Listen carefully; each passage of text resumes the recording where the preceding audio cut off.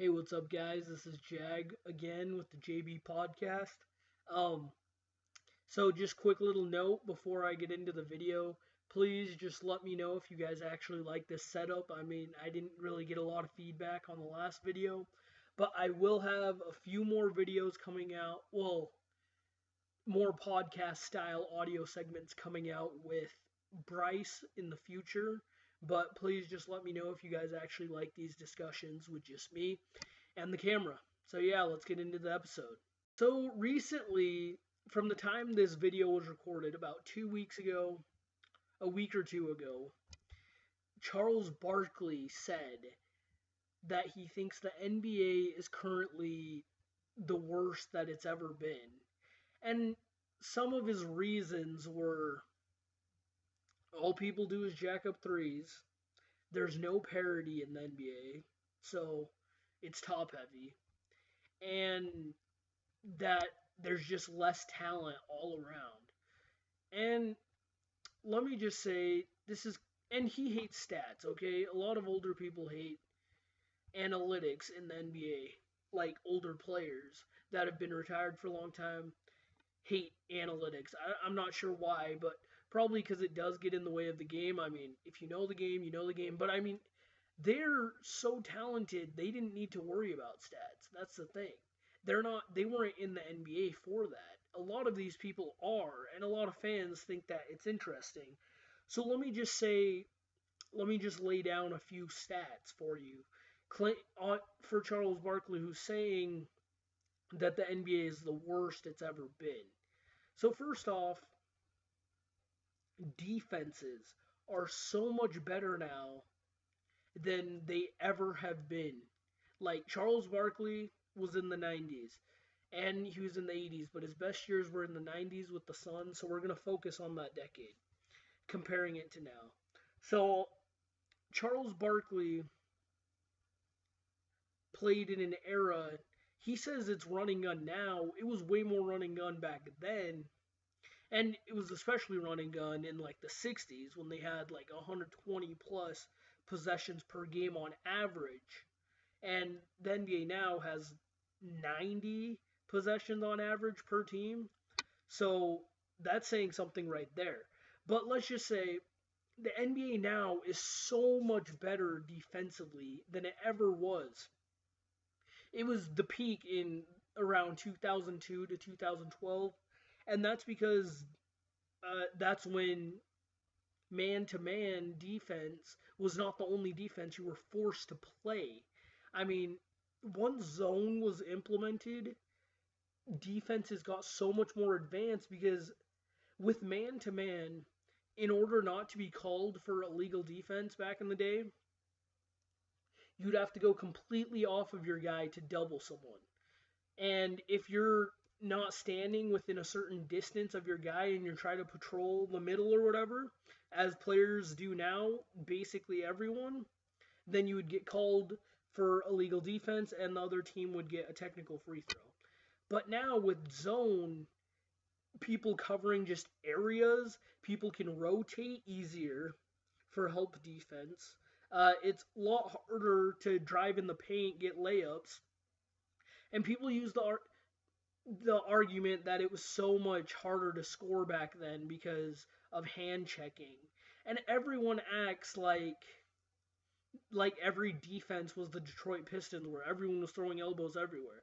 I mean, I've seen tapes of, well, not literally tapes because no one uses those, but I've seen video of games, the finals between the Celtics and the Lakers in the 80s, which was supposedly, it was the prime of the bad boy Pistons and supposedly the toughest era of the NBA. And the finals between them, it looks like it does now. I mean, yes, there's dirtier plays, but they're still dirty. I mean, no one's saying, oh yeah, that was all legal, you know? Like, yeah, they may have played a harder type of defense, but it was nowhere near as advanced. The schemes weren't nearly as good to stop players from actually scoring. I mean, there weren't flagrants, and everyone says that now, like, you can just blow on someone, you can breathe the wrong way and get called for a flagrant, but that's a complete terrible exaggeration because no, they still called fouls back then. Free throws were shot. They still called the fouls. You just didn't get a flagrant, and you didn't always run the risk of being suspended. But yes, a lot of players did get. They still called fouls on those type of plays. I mean, but now it's so much harder for players to score with everyone being able to help. I mean, that's one reason why players like LeBron and Kawhi Leonard are so great defensively because not only are they great man-to-man defenders, but they can always help off onto the nearby guys and they can always rotate to anybody. I mean, LeBron hardly ever is on his own guy, which, you know, maybe that's not good, but he's always able to help anyone on the defensive end on the Cavaliers. So, and then another point is he says all they do is jack up threes. Well, let me tell you, with the zone defense, you basically have to shoot a lot of threes and shoot a pretty high percentage.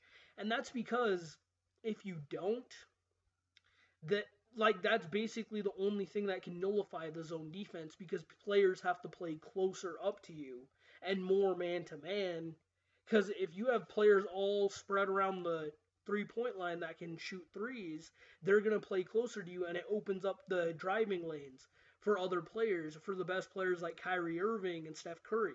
Okay? And James Harden is probably the best at getting fouls as well. And it's because you basically have to shoot efficiently from the three. And if you don't, you won't be a good team in the NBA. I mean, look at the Jazz, for example. They're a little bit behind. Like Quinn Snyder did say he wants to start shooting more threes. And he wants to shoot like 25 a game, I believe. 25 to 30. And it's because that's basically all you can do to nullify the defense.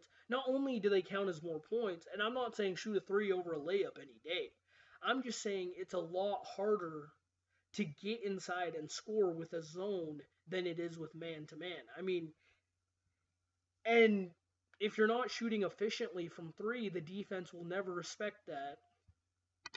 And you'll basically be one of the worst offenses in the whole league. I mean, just ask the Bulls under Tom Thibodeau.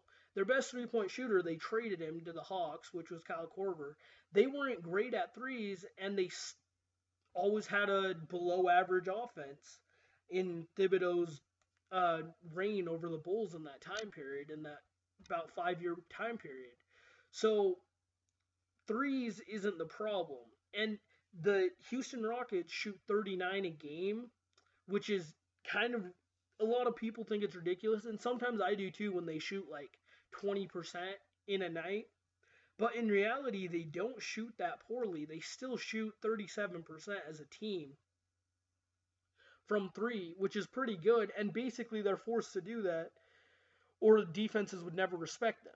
And with a player like James Harden and also players like LeBron and stuff that can kick it out, you always have to be dangerous when you can drive and kick. Secondly, or another point that Charles Barkley made is that there's no parity in the league, that the league is top heavy. You always know who's going to go to the finals.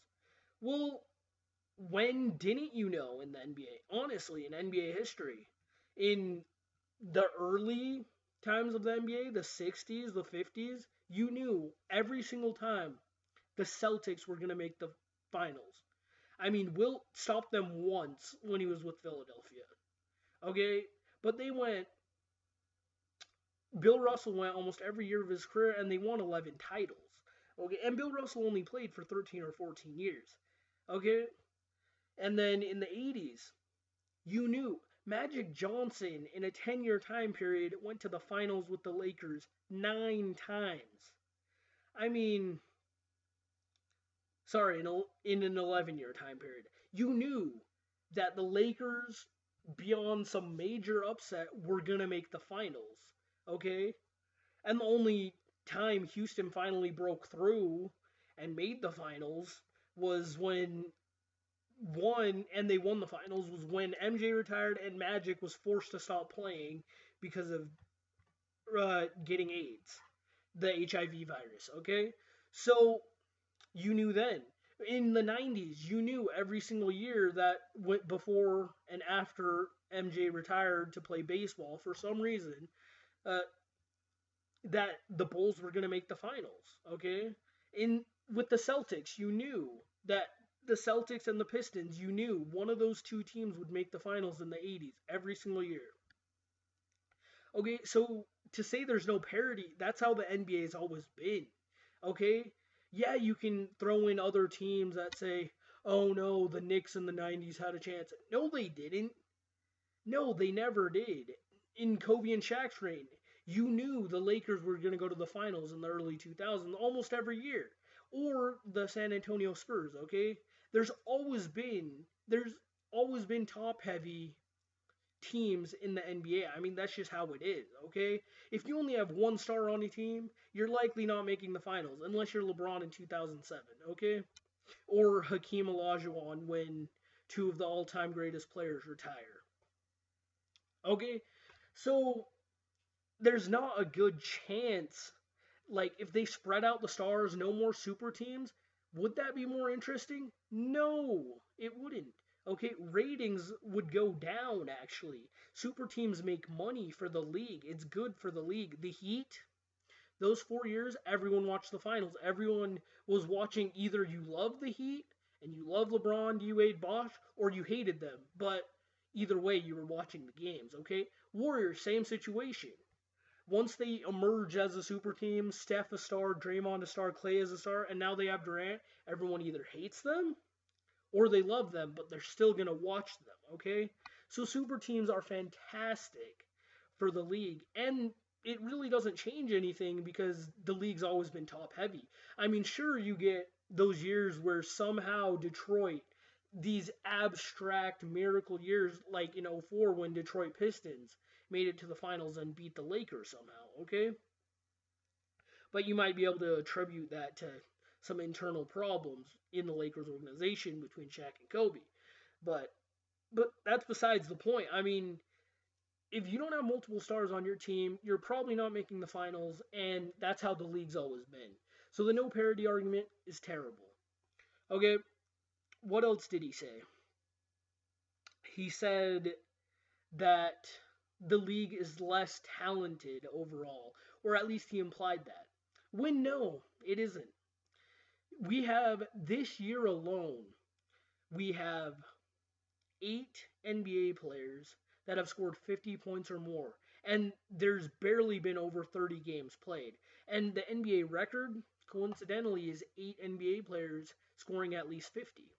We already have that not even halfway through the season. Okay? And another fun fact, two of those players, two of them that haven't gotten 50 in the NBA are the two best players in the whole league. So we're having people, we have stars dropping 50, but when LeBron almost consensus, uh, everyone thinks he's the best player in the world. Durant, there's almost no argument that he's the second best player in the world. Neither of them have scored 50, and we still have tying the NBA record for 8 players to score 50. That doesn't seem like there's less overall talent in the NBA to me. I mean, and let's go to the NBA is worse off now. Let's say we already know, I explained a little bit earlier that defenses are better than they've ever been. But this year especially, we've had an offensive surge. The Toronto Raptors somehow, the Golden State Warriors, and the Houston Rockets, from the recording of this video, are the top 3 in NBA history in offensive efficiency so far. If the season ended today, those 3 would be top 3, and they're all this season, okay? All-Stars, we have about 15 to 20 players that could all make the All-Star team, okay? This year, and the roster is only 12. This is going to be one of the toughest times for coaches to say who's going to be on the bench in the All-Star game because Before we were having players that average 20, you're like, oh yeah, they'll for sure make the All Star team. Damian Lillard is averaging 26. He might not even make the All Star team. Uh, Gordon Hayward, he has a top 4 seed in the league with the Jazz, 23 points a game. He might not make the All Star team, which I hope he does. And I'm going to make another All Star video in the future right before the game. But we have so many players worthy of being an All Star that we have 10 to 12 point guards alone that could make the All-Star team combined between the Western and Eastern Conference, okay? That's ridiculous. We have a ton of we have no one gives the NBA credit right now for how many all-time greats they have, but let's just list a few. LeBron, easy. Kevin Durant, easy. Steph Curry, easy. Russell Westbrook has the talent to be an all-time great. James Harden has the talent to be an all-time great. CP3, Chris Paul is already an all-time great point guard. Tim Duncan just retired last year, all-time great. Kobe Bryant just retired last year, all-time great. Kevin Garnett, another one, all-time great. All played in this era, all-time greats. And then those are just all-time greats. Let's not even talk about all the Hall of Famers, all the potential Hall of Famers at least.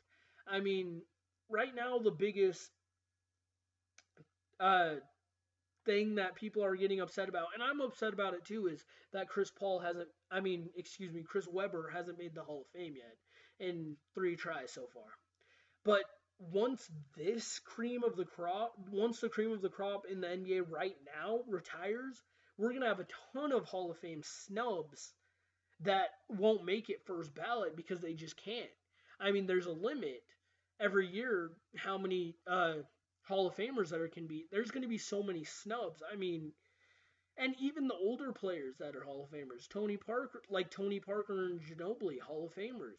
I mean, Pau Gasol has a chance. Amari Stoudemire has a chance at the Hall of Fame. So the NBA right now is so stacked with talent, but it's hard to see players like. Sorry, I know I'm interjecting into my own thought, but players like Giannis Antetokounmpo is putting up historic numbers at his age. Kyrie Irving just had one of the greatest supporting roles in the NBA Finals in history. He was 23. Okay? The young players are fantastic. Joel Embiid is averaging 19 and 8 in 25 minutes a game as a rookie. Okay? The talent is there. The NBA is so stacked with talent right now that you can't say it's worse overall just because of a few super teams that really shine out. Okay? Because overall, this might be the most talented the NBA has ever been. Okay, and I'm not even mentioning players like Jimmy Butler, who get almost no credit, or Kyle Lowry, who people think DeRozan is the best player on the team. I mean, when you have 2 players that are that elite all-star level, and Kyle Lowry never gets mentioned, and he's the better player overall, better defensively, more efficient. I mean, players like John Wall. The NBA is so stacked right now with talent. And I don't see how. Well, okay, I do see how he can say that the NBA is the worst as it's ever been. I mean, he's an analyst. He's paid to say stuff. I mean, he's paid to speak his mind. And a lot of former players are nostalgists, as I call them. I mean, they always think their era is the best. And I have no problem with that because they have that confidence. I mean, they should have that confidence. As an elite athlete, you should think you're the best playing against the best. But the facts are, the NBA is probably the best right now. And you might say, oh, you're biased, you're young, this is the only NBA you watch.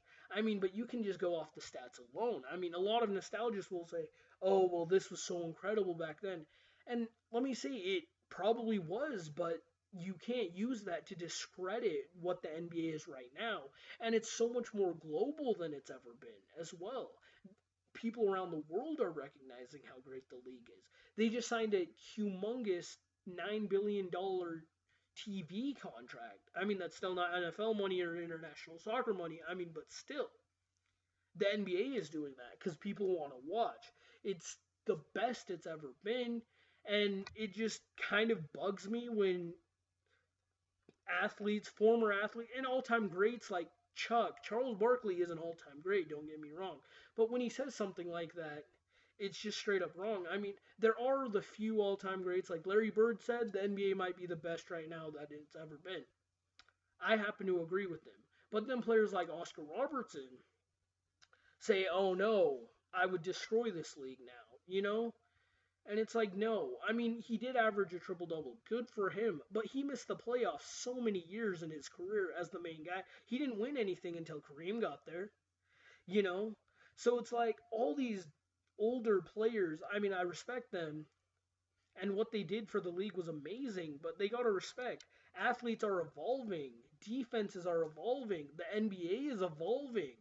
It's just getting better from here on out, okay? So that's really all I have to say for you guys in this episode. I mean, thanks for it was kind of a mini rant, but I just really love basketball and I really think that it's the best that it's ever been and I hope that it continues to get better. I hope I'm not 40 saying, "Oh yeah, back in my day when I was watching LeBron and Kevin Durant and all this, like that's when the best." I mean, I hope the NBA evolves every new generation of players that we get and it just keeps getting better and better and better because I love basketball and I want to see it succeed.